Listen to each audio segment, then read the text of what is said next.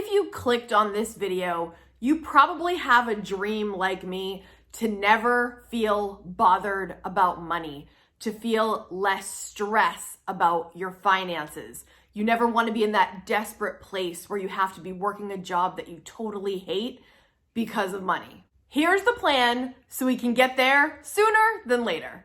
This video is directly inspired by chapter 2, right off the bat in this book, The Simple Path to Wealth, Your Roadmap to Financial Independence in a Rich, Free Life by J.L. Collins, forward by the one, the only, Mr. Money Mustache. As you've probably noticed, I don't use foul language on my channel in case my little one's in the room or your little one's in the room, but I'm going to use the word blank as a substitute for a word that is relevant to this chapter. And it's called Why You Need Blank You Money. So in this chapter, he says, I may not have known at first what it was called, but I knew what it was and why it was important. There are many things money can buy, but the most valuable of all is freedom. Freedom to do what you want and to work with whom you respect. In order to get there, number 1, pay off all debts. I know this is a journey for most of us. I am on that journey myself. I am debt-free with the exception of my home, which you guys know I am attacking with all I've got whenever I can so that I can eventually be completely debt-free.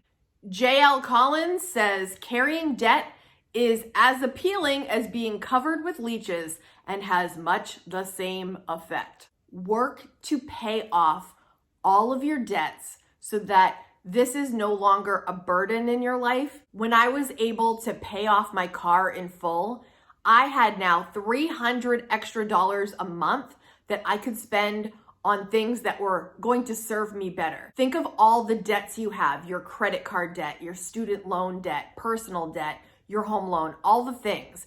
Once those things are off your back and you have freed that up and you've paid it off and you're not paying interest, you don't owe anybody anything. If your plan is to eventually be able to be unbothered by finances, you're gonna wanna be debt-free or as close to it as possible so that nobody's looking for you for the money that you owe them. You don't owe anybody a thing. In fact, chapter 1 in this book is called Debt, the Unacceptable Burden. If you wanna remain unbothered about money, pay off that debt. Number 2, create runway. You know how a plane has to have some space, some runway before it takes off? Same thing for us. Create your emergency fund. In other words, get your 3 to 6 months expenses saved up in case stuff happens, because if you lose your job, if you get sick, if anything happens that's beyond your control, you want to be able to have that money set aside so you don't have to panic. You don't have to bat an eyelash. You can say, hey, I worked really hard up front, so if it hits the fan, I'm gonna be okay for a little bit. I've got this. Number 3, invest in your future. I didn't get the hang of this until I was in my late 30s. I tell the K Squad all the time, it's my biggest financial regret that I didn't start investing sooner.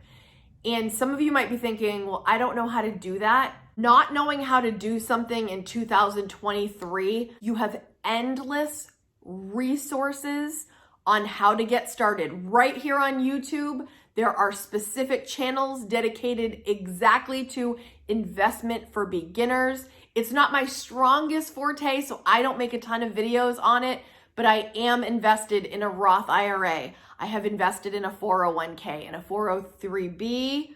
Hi, Mr. Hannum. And also, I'm now invested in Main State Retirement. Educate yourself, find your way with your specific situation. You can do it. I have faith in you, and you will be so happy you did. Number 4, if you want to remain unbothered in your finances eventually, try moving in silence. Move in silence for a little bit. You don't have to tell everybody every goal you have. You don't have to tell everybody your vision. Everybody's worried about their own vision. You get what I'm saying? Nobody will care about your money and your progress in your finances more than you.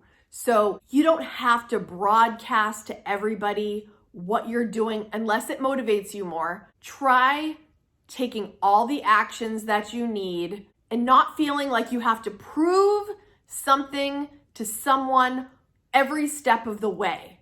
I said in my specific Move in Silence video, let your success be the noise.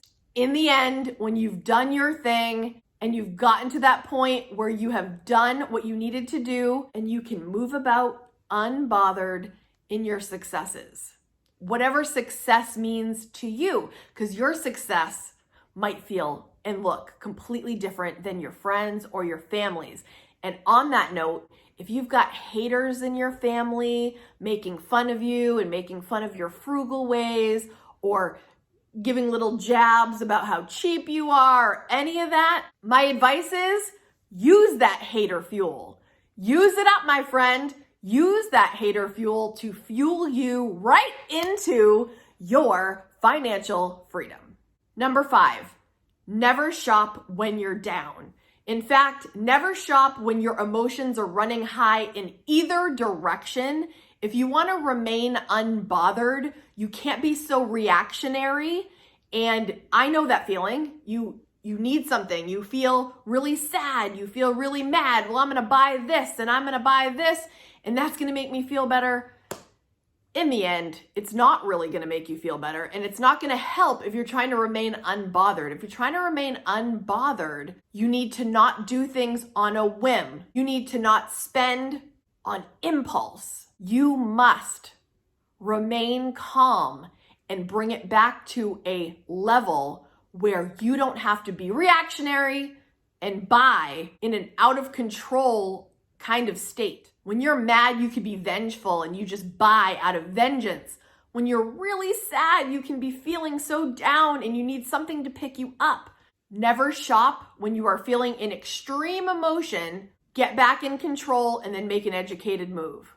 If you're enjoying this video, type in the comments, unbothered. Number 6, control your tongue. What do I mean by this? When you want to remain unbothered, don't be saying negative things about your finances out loud to others, and especially to yourself. I am terrible with math. I can't save money.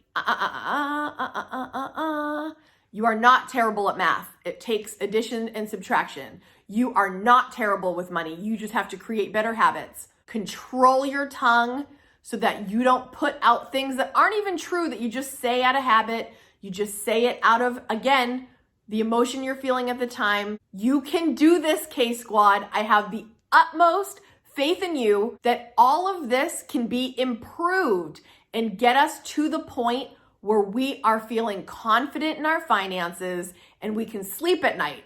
What a good feeling. We can do this. Number 7, no matter how bothered you actually are in your finances, always find a little to give. I am a big fan of giving, especially in my older age, because I told you when I was younger, I held on to money so tightly. I didn't think I'd have enough. How can I give to anybody else when I barely even have enough for myself? As soon as I started giving, I started receiving more. And I'm not saying give to receive. I am saying that there will be more. That's what I'm saying. There will be more. Have an open heart. Have a giving heart. Help others when they are in need. Not to the extreme where you are suddenly in the depths of despair. But what I'm saying is keep that open mind and open heart for giving, because other people sometimes need it more than you. And if you're keeping your eye out and you're keeping an eye on your community, be ready to give. It will change your life. If this was your kind of video, I'm going to leave one for you to click on right here, right now to watch next. In the meantime, remain unbothered.